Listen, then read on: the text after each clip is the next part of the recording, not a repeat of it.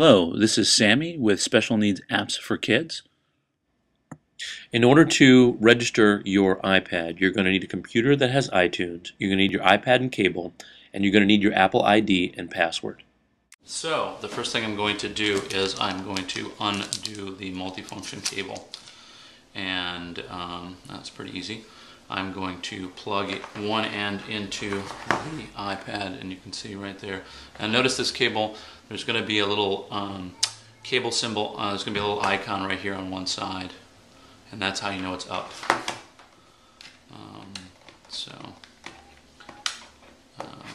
let me plug that in. So I plugged it in there. The next thing I'm going to do is I'm going to find the USB connector on the computer. So I plug that in. So the last thing I'm going to do is I'm going to turn on the computer. All right. So you can see that once I've turned on the computer, let's get it inside frame, that the iPad has done something and the computer's actually launched up iTunes. So that's the first thing that's happened. Now, one of the things that I've already done with this machine is I've already logged into iTunes, and I have an iTunes account. So you're going to need an iTunes account, you're going to need an iPod, you're going to need a computer, and you're going to need a power cable. And so the first thing you're going to do is it actually sees the iPad here, and that's what I'm doing here, and you want to register the iPad and then set up the iTunes account store. So I'm going to go ahead and register. I'm going to accept the licensing agreement, click OK, and hit continue.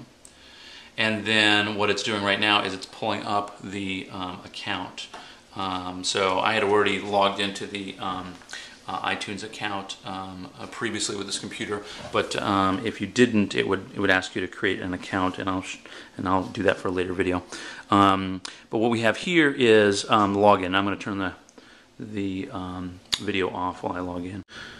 Okay, so I have typed in the login, and now I'm going to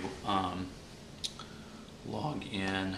So that's my Apple ID, my password, and I'm going to hit continue.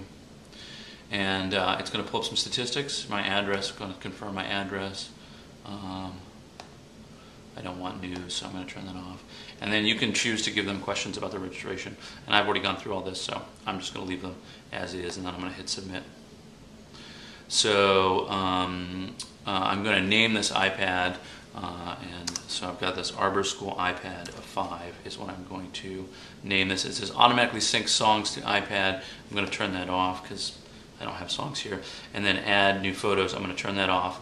And automatically sync apps, I'm going to leave that turned on. So automatically sync songs, I've turned off. For you, if you want to add some songs for your kids that's on here, you can do that. Or I turn it off, and then I only add some of the songs for my kids. And then I turn off the photos, and I only add some of the photos. So you can create a folder on here that says photos for iPad, and then just sync that instead of all of them. And then automatically sync apps, I definitely want to do that. So then I'm going to click done. And so what it's doing right now up here, right here, it's finishing the syncing process, and you can see that on the iPad itself it says syncing in progress. So this may take a little bit to do,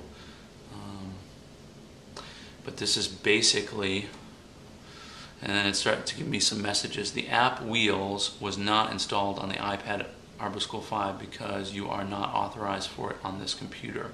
Okay, click OK. All right, so I think that's it. So it says iPad sync is complete, OK to disconnect. So that is registering your iPad. So your iPad is now registered, and I can prove that so that when I unhook this, and let's see, so I want to power it on. Now it's in standby mode, so all I have to do is hit this button and then unlock.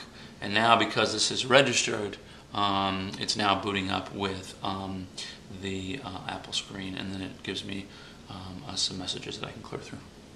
Alrighty, thank you.